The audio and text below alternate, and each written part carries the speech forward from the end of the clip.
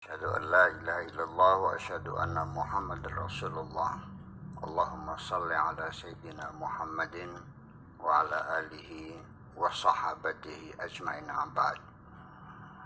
Yang sangat saya hormati Bapak Hilmi, hadirin dan hadirat rahimakumullah.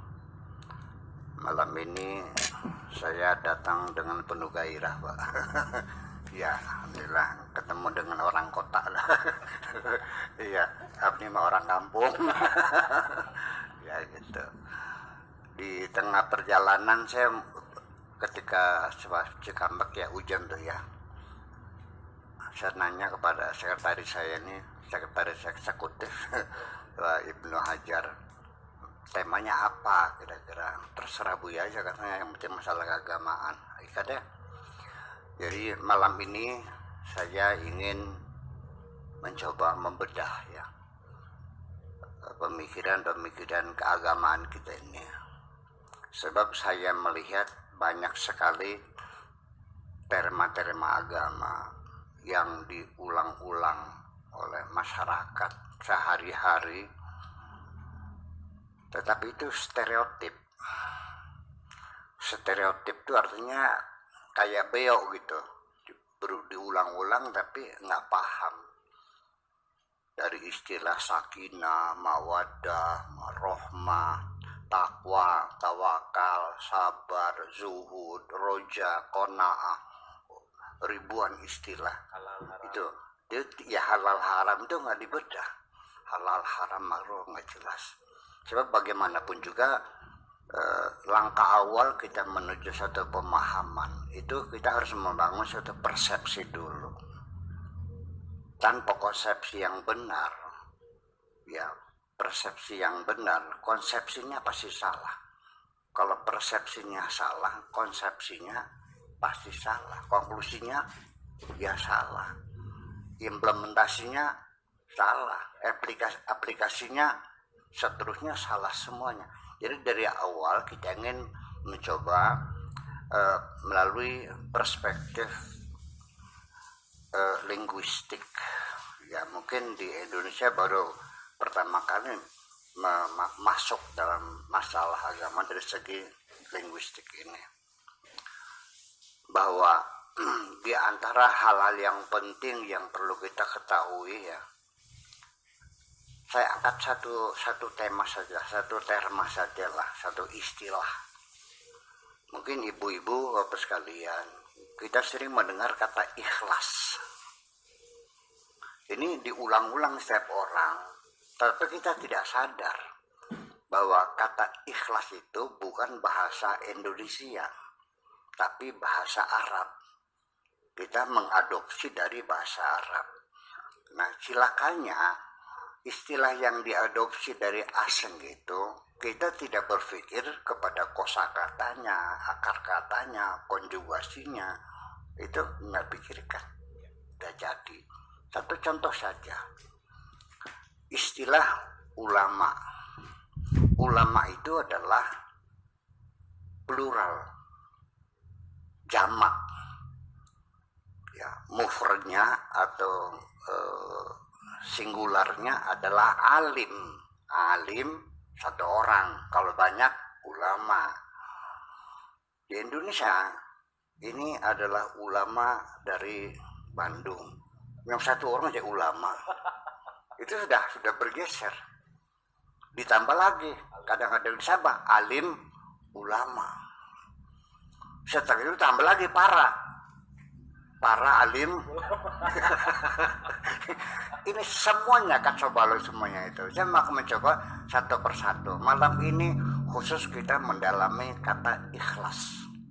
Ya, mudah-mudahan ini bisa nanti memberikan inspirasi kita untuk berpikir lebih jauh lagi.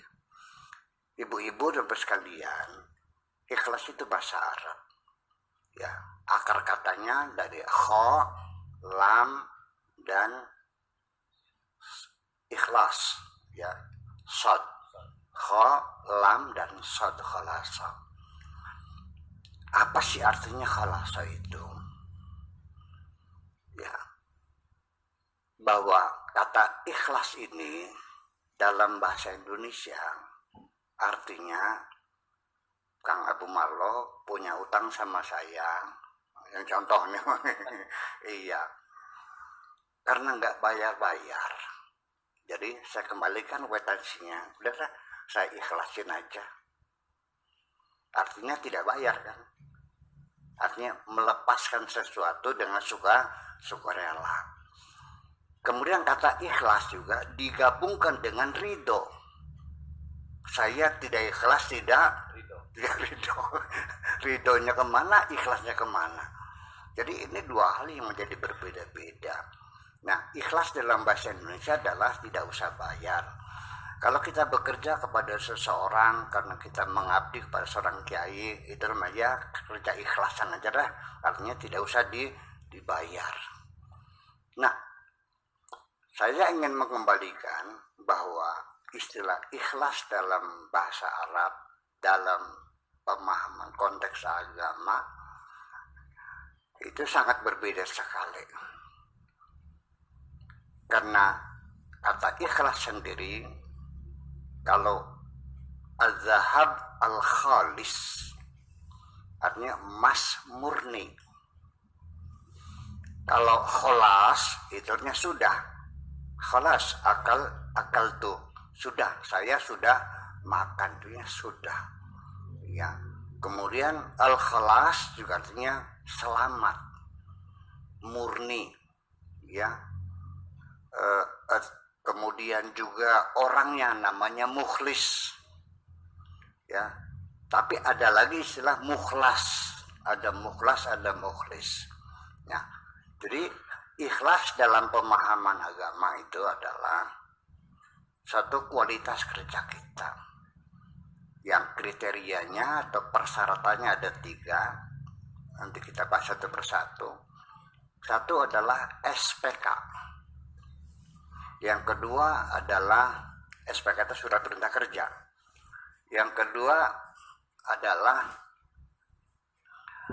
profesionalisme. Dan yang ketiga upah. Dari SPK, profesionalisme dan upah. Ini seringkali kita mengatakan saya ikhlas. Dasarnya apa? Ya saya bikin masjid kan ikhlas. Ya saya sholat juga ikhlas, sodako ikhlas. Ya, ikhlas itu bukan sekedar tidak minta upah, tidak minta imbalan, tetapi berdasarkan SPK-nya surat perintah kerja. Sehari-hari kita sholat, kita ibadah, kita puasa, kita sodako, kita kasih wakaf, kita bikin pelatihan sama teman-teman kita supaya menjadi pengusaha-pengusaha, ya kan gitu. Kita juga mendirikan sekolah, mendirikan pesantren, mendirikan masjid dan sebagainya.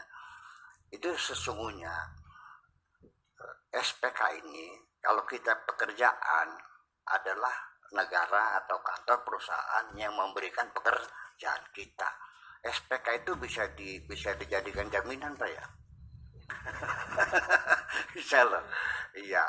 Jadi ini kadang-kadang karena persepsi kita yang terlalu generalis bahwa setan itu menggoda kita berbuat jahat. Kita tidak terpikir setan juga mengajak kita berbuat baik. Ya. Jadi ketika kita terdorong hati kita untuk melakukan sesuatu, apa saja yang kita lihat baik, tolong ibu-ibu menolehlah ke belakang siapa yang mendorong kita berbuat itu. Jadi jangan take it for granted bahwa ini karena kita didorong untuk membuat masjid, lalu kita seolah-olah sebagai pahlawan yang mendermakan uang sekian miliar untuk bikin masjid, kadang-kadang jual tanah untuk diwakafkan. Apakah itu yang nyuruh siapa? Jadi ketika kita terdorong untuk melakukan sesuatu kebaikan-kebaikan, tolong dikonfirmasikan dulu. Yang nyuruh kamu siapa?